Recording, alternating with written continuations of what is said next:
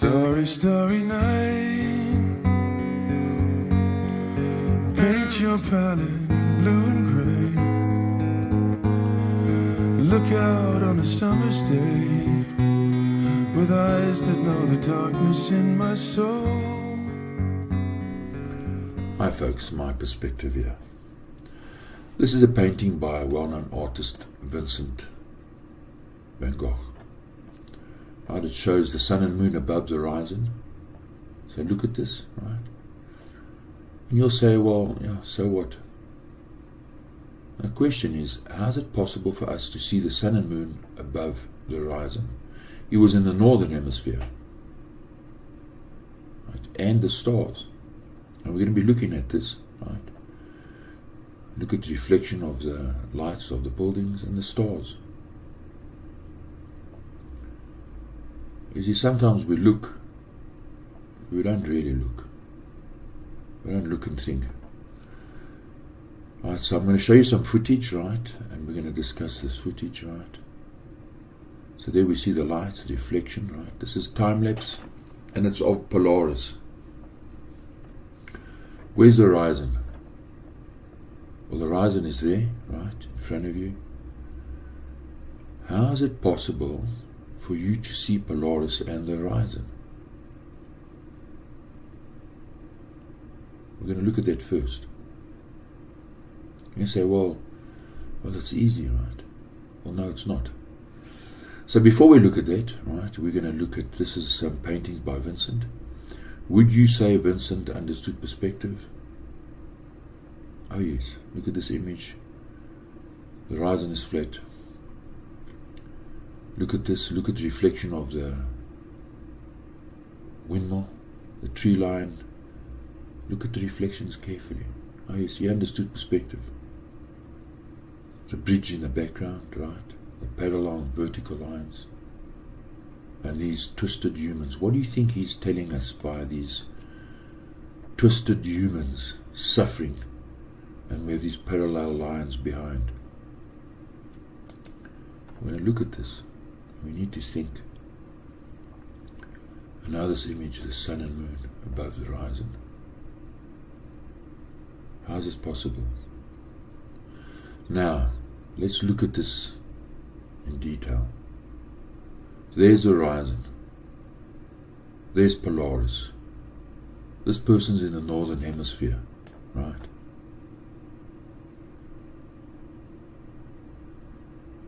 I think. And the sun.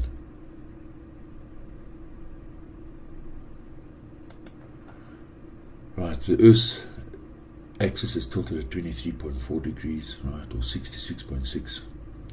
Polaris is directly above the axis of the rotation of the Earth. Your camera is pointed upward.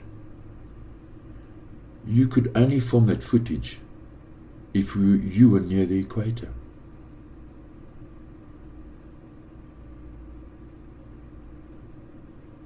Think about it.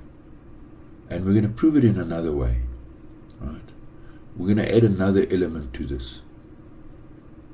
You cannot see the horizon if you're in the northern hemisphere and you're pointing your camera up towards the stars, towards Polaris. And how are we going to prove it another way? What else do you see in this image? The moon. So, the moon's rotation, right, is 5 degrees from the plane of the sun. How can you point your camera towards Polaris and see the moon cross over your path? It's impossible. Shadows on the hills, sketch the trees and the daffodils. So the Earth rotates once in 24 hours, right? The moon's orbit is over 30 days. It can never cross over that path. That you can form it. That you can form Polaris and the moon orbiting in its orbit path, right? It can never cross your path as the Earth rotates. Because the moon is always behind you.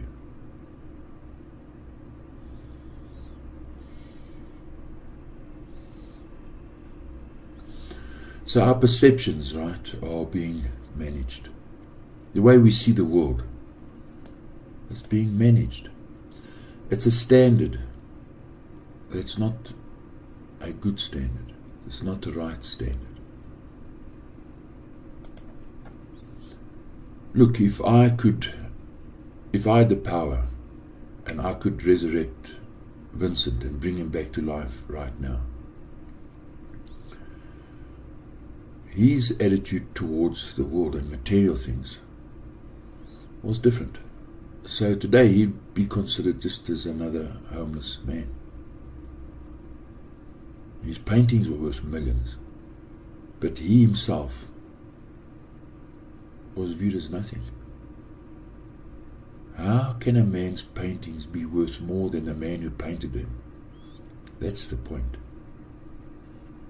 So our perceptions are being maintained. So let's go back at this, right? Here's the image we looked at, right? You cannot see the sun and moon rise and set and Polaris in the same clip, out of the same lens.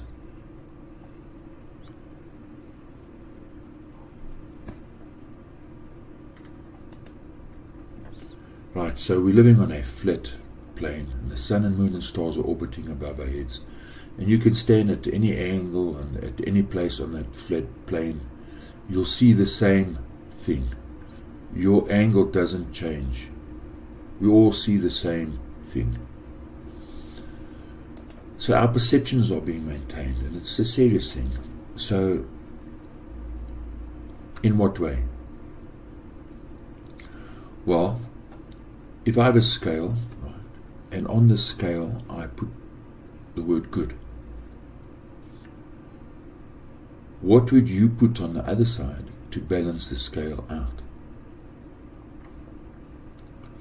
What would you put there so that it's balanced? So some will say bad, right? You have to put bad on the scale, and good and bad balance each other out. Well, that's what we taught in the system. So good and bad, right? That's what balances. They balance each other out. But is that true? Or is this the perception of the people who rule the system, and they want us to be just like them? There must be good and bad. You see, if you don't have bad, you won't appreciate good. Is that true? Right? Is that realistic? Is that honest? Do we have to have bad things so that we can appreciate good things? That if we just had good, that we'd be imbalanced? That we become bored with life? That we become bad people if we just had good in us? That's a lie. Let me illustrate it this way. In Genesis, the Bible says that the Creator, when He created, on day one He created light, and look, it was good. Then He created the earth, and it was good. He separated the waters from the waters, and it was good. He made the trees and the plants and the vegetation. It was good. He created the birds and the fish. It was good. And He created man, and it was good. The Creator didn't create one good thing, then one bad thing, then one good thing. You've got two good eyes. Why don't you damage your one good eye so you've got a bad eye and a good eye and say, now I'm a balanced person? You've got two good arms. Damage the one arm so you've got a good arm and a bad arm. Now, everything you have is good. Everything the Creator gives you to enjoy life is good. So is the Creator being unreasonable in expecting us just to be good and not good and bad? He's not being unreasonable at all. You see, in the system, it's not like that. Our perceptions is being controlled. For example, evil. What is evil? Well, evil is this alien that is not even real. You see, our view of evil is something that's totally unrealistic. It's terrible. It's horrific. So much so that if we see wars and a homeless person, well, that's normal. To understand that this is the molding of our minds and our hearts into, we become just like the people. We don't flinch at bad things because they're not bad anymore.